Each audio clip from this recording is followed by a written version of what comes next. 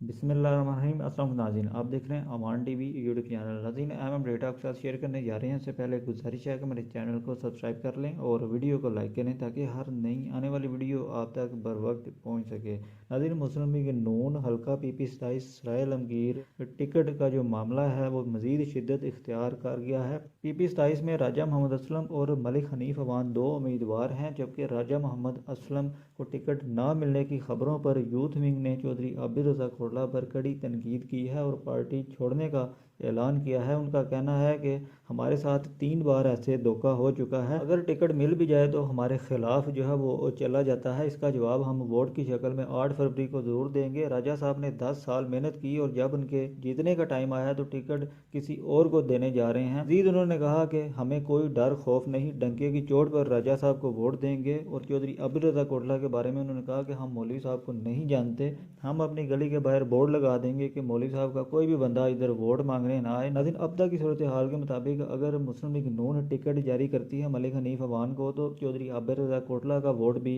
इस हल्का में डिस्टर्ब होने के चांसेस हैं।